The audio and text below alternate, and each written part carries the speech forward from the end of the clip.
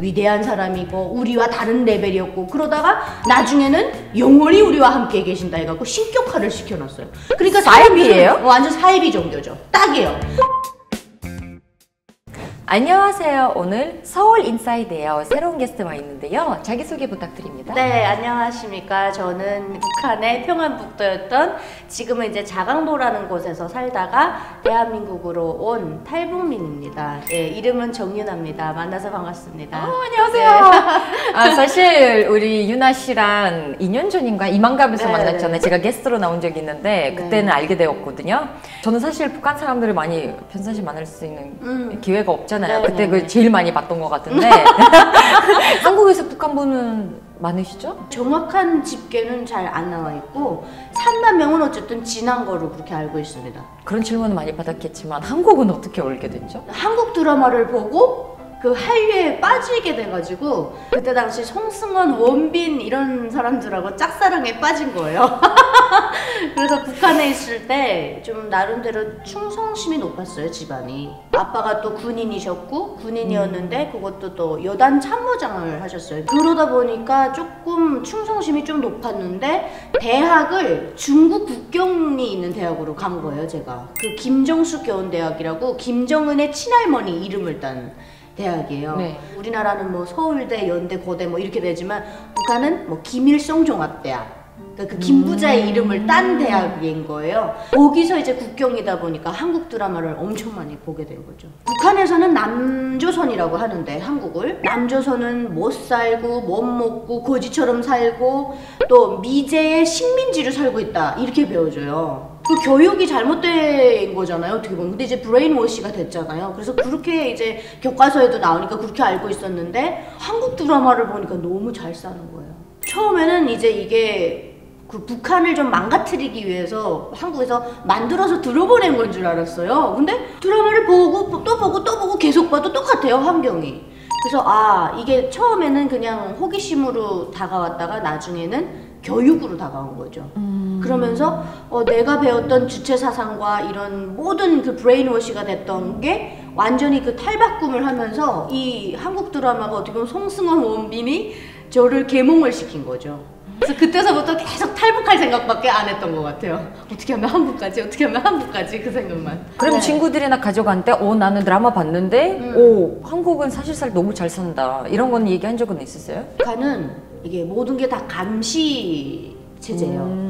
부모도 자식을 감시하고 자식도 부모를 감시하고 친구들은 더 말할 것도 없고요. 어떤 친구하고 정말 이 드라마를 같이 봤다는 건 혁명 동지예요. 언니랑 저랑 드라마를 봤는데 언니가 잡혀갔다고 그래서 유나를 불면 안 돼요. 그냥 나 혼자서만 봤다고 끝까지 죽어도 그렇게 가야 되는 이런 동지 개념이에요. 그래서 같이 드라마를 본다는 건 정말 목숨을 같이 쉐어했다는 개념인데, 그러다 보니까 한국 드라마를 봤다고 누구한테 말하는 순간 폴리스에 신고가 들어가요. 그럼 바로 잡으러 오기 때문에 한국 드라마 보는 거는 불법입니다, 북한에서는. 저희가 이제 그 북한에서 1학년 1반, 2반, 3반 이렇게 있으면 소비에트 유니언이 존재할 때는 거의 3반이 다 러시아어만 배워줬어요. 근데 이제 북한도 90년대 초반에 들어오면서 이 미국이라는 나라가 어쨌든 2차 세계대전 이후로 커졌잖아요. 그리고 강력해지고 그러다 보니까 그때서부터 저희가 영어 교육이 시작이 돼서 제가 영어반이었어요. 그래서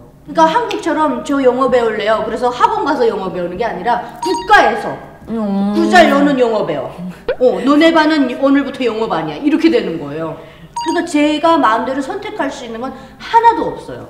탈북을 꿈꿀 때도 사실은 탈북하다 잡히면 총살이니까 그런 것 때문에 한 1년을 고민을 하다가 도저히 나는 그 드라마를 보고 이 계몽이 됐으니까 한국에 못 가보면 미치겠는 거예요. 그래서 이제 두만강을 건너서 중국을 통해서 또 미얀마, 캄보디아, 태국, 그리고 이제 태국에서 한국으로 오게 된 거죠. 무섭지 않으셨어요? 엄청 무서워요. 엄청 무섭고, 제가 이제 통일교육 강사다 보니까 현장에 가서 막 설명을 해드려요. 그러면 이제 우리나라 분들이 이렇게 듣고 계시다가 이게 단 거예요, 액션이. 그래서 제가 그 다음부터는 이걸 구구절절이면 1시간, 2시간 설명하는 게 아니라 탈북 어떻게 하셨어요? 뭐 탈북 어렵나요? 이렇게 물어보면 제가 그래요. 아니요, 탈북 쉬워요. 그러면 그분들이 네? 탈북 쉬워요? 그럼 네, 목숨만 내놓으면 돼요. 그렇게 얘기를 하거든요. 그러면 그분들이 확 와닿아해요.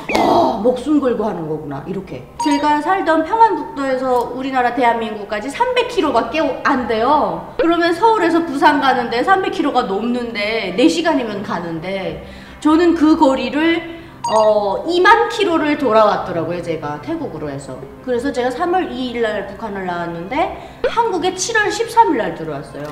그러니까 3, 4, 5, 6, 7, 5개월을 걸쳐서 한국에 오게 된 거죠. 한국 분들이 잘 모르시는데 공산당이라는 거는 중국, 북한, 러시아, 소련 달라요, 느낌. 완전 다른 거지. 여기는 그쵸, 뭐 그쵸. 아들, 아버지, 아들 되는잖아요. 북한은 대통령을 이렇게 투표를 못 해요. 그러니까 이제 북한이라는 나라가 저 나라는 사회주의도 아니고 공산주의도 아니에요. 인류가 생겨서 저런 나라가 없었거든요. 근데 저 북한은 유일하게 조선노동당 그 당 유일당 체제거든요. 근데 그 유일한 조선노동당에 반기를 든다 그러면 처단이에요, 무조건. 왕조국가예요. 세습국가고 독재국가고, 국가가 형성이 되려면 이 국민의 주권이 있어야 되는데 그런 게 아예 완전히 무시된 나라고, 공식 명칭은 조선민주주의 인민공화국이에요. 민주주의가 뭡니까? 백성민자 아니에요. 그럼 백성이 주인된 나라라는 건데 맞아요. 백성이 아무 말도 못하고 이동도 못하고 사람이 그냥 아바타인 거죠. 또 그리고 북한에 대해서 잘못 아시는 게 북한이 공산당인 줄 아시더라고요. 근데 공산주의를 처음에 이제 시스템을 도입했지 공산당은 없어요. 노동당이에요. 근데 공산당은 마르크스의 원리인데, 마르크스 원리는 사실상은 어떻게 보면 되게 완벽할 것 같은데 사실상을 실행을 하면은 성공할 수 없다고 생각해요. 완전 안 되죠. 왜냐면은 사람을 자체가 네. 그렇게 못 살기 때문에. 맞아요. 우리는 서로 더 잘 살고 싶고, 본능적으로 내가 누구보다도 좀 더 똑똑하고 더 잘 살고 싶으면 내가 또 잘 살 수 있는 자격이 있다고 생각하는 사람은 누구나 나타나는 거거든요. 캐피탈리즘의 차이가 뭐냐면 내가 노력을 하고 해야 잘 사는 거니까. 그러니까 나라가 발전이 되는 거지. 그렇죠. 다 똑같이 살잖아요? 다 무너지는 거지. 그래서 소련을 선거할 수가 없었어요. 네, 근데 소련이 이제 붕괴가 되면서 경제 전문가들은 북한도 같이 붕괴가 되지 않을까 그렇게 얘기를 했었는데, 북한이 안타깝게도 참 그렇게 또 소련의 뒤를 잇진 않더라고요. 그래서 그게 가능했던 게 뭐냐면, 다른 공산국가에 없는 북한에만 존재하는 게 뭐냐면 신격화라는 거예요. 스탈린을 신격화 만들진 않았잖아요. 주석일 뿐이지. 근데 북한은 김일성을 처음에는 위대성 교양을 했어요. 위대한 사람이고 우리와 다른 레벨이었고, 그러다가 나중에는 영원히 우리와 함께 계신다 해갖고 신격화를 시켜놨어요. 그래서 신이 만들어놓은 주체교예요, 완전히. 김일성 주체사상교. 그러니까 사이비예요? 완전 사이비 종교죠. 딱이에요. 사이비 종교이기 때문에 사람들이 그 주체사상에 빨려 들어가게끔 세뇌시키고 브레인워시 시켜서, 제가 말했잖아요, AI라고. 그냥 말하면 말하는 대로 움직이고 색깔을 뿌리면 뿌리는 대로 입혀지는 거예요. 그런데 그 중에 저 같은, 유나 같은 말 안 듣는 사람들이 나오는 거예요. 근데 부자들도 공산당이 더 좋은 건 뭐냐면 인맥이잖아요, 이제는. 그렇죠. 인맥이 있으면 잘 권력 살고 인맥은 없으면 못 살고. 북한도 그래요.